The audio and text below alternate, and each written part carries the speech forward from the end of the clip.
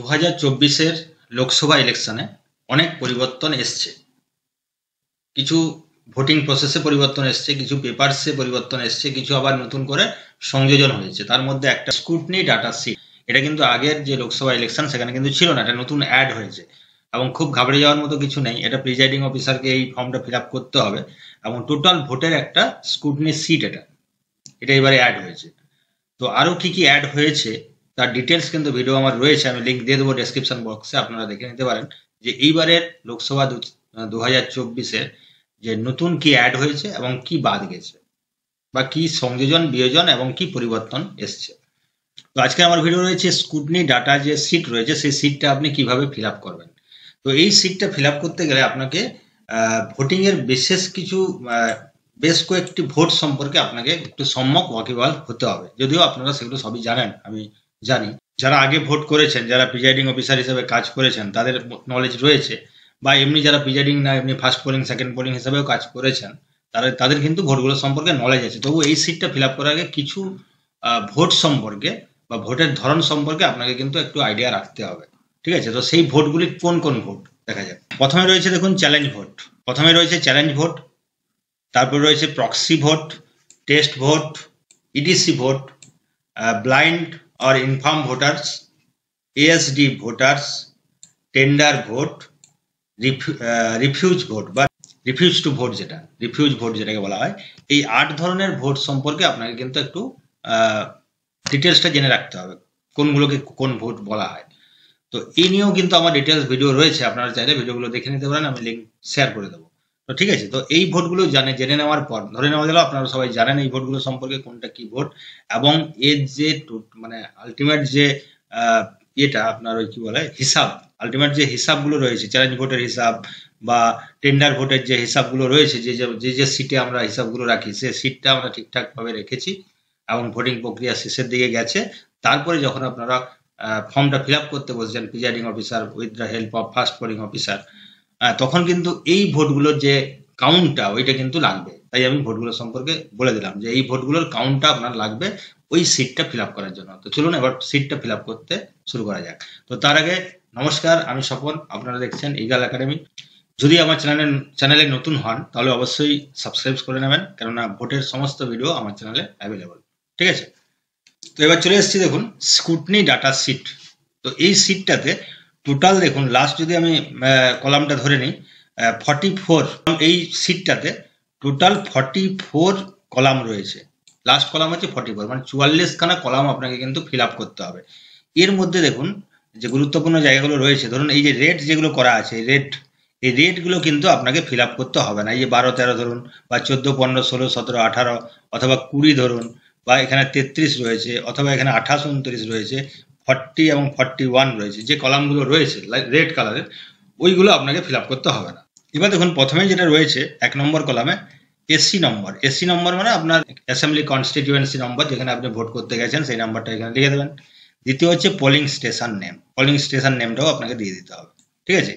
এবার রয়েছে দেখুন ইলেক্টার্স ইন পিএস, ঠিক আছে? মানে আপনার যে মার্ক কপি রয়েছে বা আপনার যে পোলিং স্টেশন, সেই পোলিং স্টেশনে আপনি যে মার্ক কপিটা পেয়েছেন সেই মার্ক কপিতে কতজন ভোটার রয়েছে তার হিসাবটা আপনাকে এখানে দিতে হবে। খুব সিম্পল, দেখুন মেল ফিমেল ভাগ করে রাখা হয়েছে। মেলে রয়েছে 800 জন এবং ফিমেলে রয়েছে 400 জন, ঠিক আছে? টোটাল হচ্ছে 1200 জন। এবার এখানে এই প্লাসটা কেন করা হয়েছে, দেখুন এখানে প্লাস কেন করা হয়েছে, কারণ হচ্ছে এখানে বুঝতে হবে আপনি যে মার্ক কপিটা পেয়েছেন সেখানে কিন্তু ইডিসি ভোটারের লিস্টটা কিন্তু নেই, তার জন্য ইডিসি ভোটারের লিস্ট কিন্তু আলাদাভাবে আছে, ওখানে কিন্তু যোগ করা নেই। তাই আপনাকে ইডিসি ভোটারে দেখা যাচ্ছে এখানে 2 জন ইডিসি ভোটার আছে, ওটা আপনারাও হতে পারেন, সেই ইডিসি ভোটারটাকে যোগ করা হয়েছে। টোটাল 800 জন মেল এবং দেখা যাচ্ছে 2 জন যে ইডিসি ভোটার আছে, 2 জনেই মেল, ঠিক আছে? সেই 2 জনকে নিয়ে টোটাল 800 জন, প্লাস আপনার এখানে 400 জন রয়েছে ফিমেল ভোটার, টোটাল হচ্ছে 1200 ভোটার। তাহলে বোঝা গেল ব্যাপারটা, এই হিসাবটা। এরপর রয়েছে voter poll in PS, polling স্টেশনে কতজন ভোট দিয়েছে অ্যাটলিস্ট। এবার সেখানে দেখা যাচ্ছে দেখুন এখানে দিয়েছে ভোট, এই যে 800 জন ছিল, 800 জনের মধ্যে ভোট দিয়েছে মেলটা যেটা দিয়েছে 600 জন। এখানেও কিন্তু +2 রয়েছে। কেন +2 রয়েছে, কারণ হচ্ছে ওই যে ইডিসি ভোটার যেটা ছিল। আচ্ছা, ফিমেল ভোট কত দিয়েছে, এখানে টোটাল ছিল আপনার 400, ভোট দিয়েছে 350, পরিষ্কার। আদার্স কোনো ভোটার, আর ইডিসি ভোটার এখানে কিন্তু আলাদাভাবে দিয়ে দিয়েছে দুটো, মানে আপনি যেটা এখানে যোগ করেছেন সেই দুটো এখানে আলাদাভাবে হিসাবটা করে দিয়েছে। এই দুটো কিন্তু এই 600-র মধ্যেই রয়েছে, এটা মাথায় রাখতে হবে। এই 600-র মধ্যেই কিন্তু এই দুটো রয়েছে। আপনি 600 প্লাস 350 প্লাস 2 করলে কিন্তু ভোটের সংখ্যা আপনার ইভিএমের সাথে মিলবে না। এখানে মাইনরিটি ব্যাপারটা করতে হবে, মনোযোগ সহকারে দেখতে হবে যে এই 600-র মধ্যেই দুইটা রয়েছে, আলাদাভাবে দুই রয়েছে তো ঠিক আছে, কিন্তু এখানে যেহেতু দুইটা আছে এই দুইটা যোগ হবে না, ঠিক আছে। তাহলে এই 600 আর এই 350 করে 950 টোটাল পোল হয়ে গেল। এটাকে যদি ভেঙে দেখা যায় 948 প্লাস 2, এই অবধি ক্লিয়ার হয়েছে। ইডিসি ভোটটা আপনাকে যোগ করে নিতে হবে, ক্লিয়ার। এরপরে কলাম দুটো আপনার ফিল আপ করতে হচ্ছে না, একদম আপ টু 18। এবার দেখা যাচ্ছে নং অফ টেন্ডার ভোট। এবার টেন্ডার ভোট সম্পর্কে আপনারা জানেন, তো এবার দেখা যাচ্ছে টেন্ডার ভোটটা এখানে হয়নি, একটাও হয়নি, ধরে নেওয়া গেলো একটাও হয়নি। যদি হয়ে থাকে সংখ্যাটা আপনাকে লিখে দিতে হবে। আচ্ছা, নং of challenge vote. Challenge vote আপনার নম্বরটা বলছে। চ্যালেঞ্জ ভোট মানেটা কি আপনারা জানেন? চ্যালেঞ্জ ভোট কাকে বলে? চ্যালেঞ্জ ভোট হচ্ছে আইডেন্টিফিকেশন নিয়ে চ্যালেঞ্জ। পোলিং যে এজেন্টগুলো রয়েছে তারা চ্যালেঞ্জ করতে পারে যে এটা সেই ভোটার নয়, তো সেই হিসাবে দুজনকে চ্যালেঞ্জ করা হয়েছিল। তার মধ্যে ওই চ্যালেঞ্জের পরে অ্যালাউড টু ভোট করা হয়েছে একজনকে। এটা সংখ্যাটা আপনার বাড়তে পারে, 4 জন হয়তো পোলিং চ্যালেঞ্জ হয়েছিল, ওখানে 3 জন অ্যালাউ হয়েছে ভোটটা দেওয়ার জন্য, প্রিজাইডিং অফিসার পারমিশন দিয়েছেন, সেই সংখ্যাটা লিখতে হবে। আচ্ছা, paper seal use including damage. Paper seal হচ্ছে আপনার যে মেশিন, ওটাকে সিল করার জন্য যে পেপার সিলটা ইউজ করা হয়, সেই পেপার সিল কটা আপনি ইউজ করেছেন, ইনক্লুডিং ড্যামেজ, ড্যামেজ সমেত। এটা সাধারণত ড্যামেজ হয় না, কারণ আমরা ওয়েল ট্রেন্ড হয়ে ওখানে যাই এবং খুব ইজিলি আমরা ওটাকে করে নিতে পারি, তাই ড্যামেজ হওয়ার কোনো সম্ভাবনা নেই। তাই আমি একটাই লিখলাম, যদি ড্যামেজ হয়ে থাকে তাহলে কিন্তু সংখ্যাটা লিখে দিতে হবে, ইনক্লুডিং ড্যামেজ। পরে আসছে নং অফ প্রক্সি ভোটার। আগে বলেছি যে প্রক্সি ভোটার সম্পর্কে একটু জানতে হবে, যদি থাকে আপনি একটা সংখ্যাটা লিখে দেবেন, না থাকলে 0। Elector cast their vote against epic, এইটা একটা মোস্ট ইম্পর্টেন্ট। আমার আগের ভিডিওগুলোতে আমি বলেছি যে আপনারা যারা মানে ফার্স্ট পোলিং অফিসারের যেটা উচিত সেটা হচ্ছে ট্যালি সিট একটা ইউজ অবশ্যই করবেন। ট্যালি সিটের সাথে মানে একদম প্যারালালি বা উল্টো দিকে আপনি করতে পারেন, একটা সিট করে নেবেন যেখানে এপিক বাদ দিয়ে কারা ভোট দিচ্ছে, কেন সেই সংখ্যাটা কিন্তু লাগবে, আমি আগে বলেছিলাম আগের ভিডিওতে। তো এখানে কিন্তু সেই হিসাবটা দিতে হবে। এবার আপনি যদি ওই হিসাবটা না রাখেন, যে এপিক ছাড়া প্যান কার্ড, আধার কার্ড বা পাসপোর্ট দিয়ে যারা ভোটটা দিল তাদের হিসাবটা যদি আপনি না রাখেন, তাহলে কিন্তু এইটা করার সময় আপনাকে আবার খুঁজে খুঁজে ওই 1200 ভোটার না কত রয়েছে, 950 যে ভোট পড়েছে সবগুলো দেখে দেখে বার করতে হবে যে আপনার কারা এপিক না দিয়ে ভোটটা দিয়েছে। তাই হিসাবটা আপনি আগেই রেখে দিয়েছেন, আমি জানি রেখেছেন। তো এখানে বলছি যে ভোট মানে যারা ভোটটা কারা দিয়েছে না, যারা ওই এপিক দেখিয়ে কারা ভোটটা দিয়েছে, সেই সংখ্যাটা এখানে লিখে দিলেন। ধরুন 940, তাহলে 950-এর মধ্যে 940 জন কিন্তু আপনার ইয়ে দেখিয়ে elector cast their vote against EPIC বা ভোটার কার্ড দেখিয়ে ওরা কিন্তু ভোটটা দিয়েছে। আচ্ছা, এবার নং of vote cast against 49 MA, অর্থাৎ টেস্ট ভোট। টেস্ট ভোটটাও আপনারা জানেন যে যদি যাকে ভোট দিচ্ছেন তাকে ভোটটা না দেওয়া হয়, ভিভিপ্যাটে যদি অন্য নাম বেরোয়, তাহলে ওটাকে আপনি চ্যালেঞ্জ করতে পারেন এবং টেস্ট ভোট হিসাবে আপনি ভোটটা আবার দিতে পারেন যে ভোট আসছে, যদি সে ঠিক হয়। এবং সেক্ষেত্রে যদি ভোটটা হয় দেখা যায় যে সত্যি সত্যি ভোটটা অন্য কারো নামে চলে যাচ্ছে, তাহলে আপনাকে ভোটিং প্রসেস বন্ধ করতে হবে। সিস্টেমগুলো আপনারা জানেন।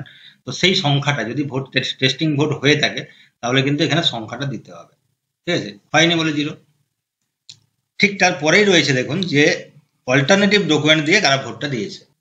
এখানে আপনাকে একটা জিনিস মনে রাখতে হবে, দেখুন টোটাল ভোটার যদি 950 হয়, তার মধ্যে যদি 940 আপনার এপিক দিয়ে ভোটটা দিয়ে দিয়েছে, এরকম যদি হিসাবটা আসে, তাহলে এখানে কিন্তু আপনার দেখুন এপিক ছাড়া ভোট দিয়েছে যারা অন্য ডকুমেন্ট দিয়ে, সেই সংখ্যাটা যদি 8 হয় তাহলে কিন্তু আপনার 948 আসছে, 2 কিন্তু আসছে না, মানে এই সংখ্যাটা আসছে না। এটা প্লাস এটা করলে তো এটা এসে যাওয়ার উচিত ছিল, কিন্তু আসছে না। কারণ যারা হচ্ছে ইডি ভোটার বা ইডিসি ভোটার, তারা কিন্তু ইডিসি সার্টিফিকেট দেখিয়ে ভোটটা দেবে, তারা এপিক বা ওই আদার্স ডকুমেন্ট দেখে ভোটটা দিচ্ছে না, তাই ওই হিসাবটা এখানে আসছে না। আপনারা এখানে ওই তিনটে মিলিয়ে যেন টোটাল ভোটটা চলে আসে, 940, 8 and 2 ইডিসি ভোটার, ক্লিয়ার। এরপরে দেখুন পরপর দুটো আর কিছুই লিখতে হচ্ছে। এরপর রয়েছে দেখুন নং of blind of inform voter who voted with companion as per form 14A, কারা অন্যের সাহায্য নিয়ে, যারা ব্লাইন্ড ভোটার বা অসমর্থ ভোটার যারা কিনা ভোটটা দিয়েছে, সেই সংখ্যাটাও লিখতে হবে।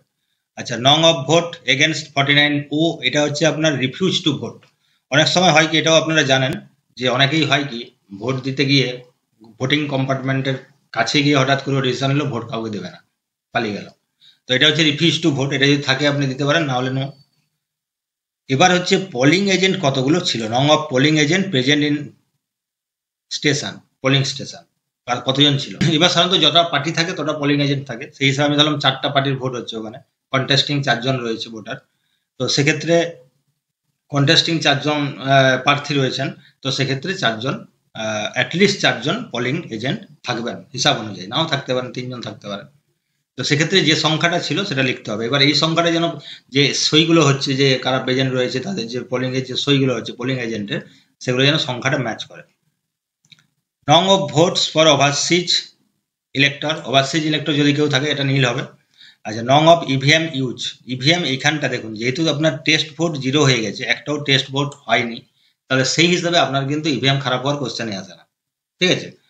অথবা আরেকটা কারণে খারাপ হয়, এটা একটা কারণ যে টেস্ট ভোট হয়নি বলে ইভিএম চেঞ্জ করার প্রয়োজন নেই, সব ঠিকঠাক ভোট চলছে। আরেকটা কারণ হতে পারে আপনার ব্যাটারি লো হয়ে গেছে, কোনো কারণে আপনার ইভিএম এর মাদারবোর্ড ডিস্টার্ব করছে, কিছু না কিছু কারণে কোনো ডিস্টারবেন্স তৈরি হওয়ার জন্য হয়তো আপনাকে ইভিএম ভোট বন্ধ করে ইভিএম চেঞ্জ করতে হচ্ছে, এটা হতে পারে।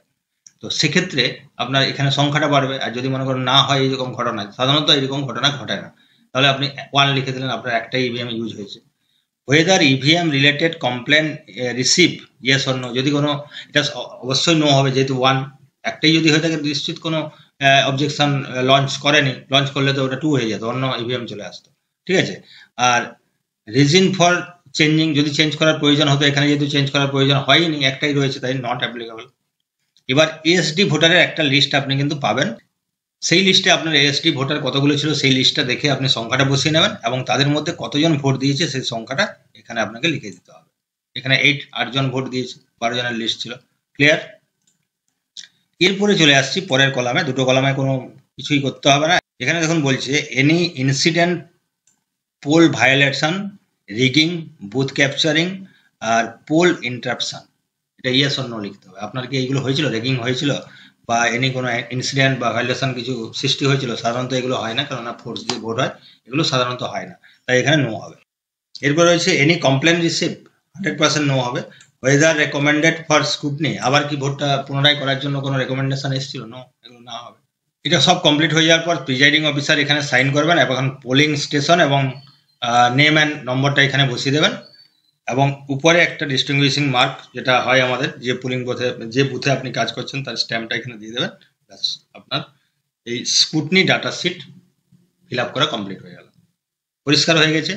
এবার দেখুন, আমি সমস্ত ভোটগুলো, যে ধরনের ভোটগুলো হয় সব ভিডিওগুলো আমি লিঙ্কে দিয়ে দেবো, আপনারা লিঙ্কগুলো দেখে নেবেন। এটা খুব সিম্পল ব্যাপার, খুব ইজিলি হয়ে যাবে, কিন্তু মনোযোগ দিয়ে করতে হবে, এখানে ভুল হলে কিন্তু সব গন্ডগোল হয়ে যাবে, ঠিক আছে।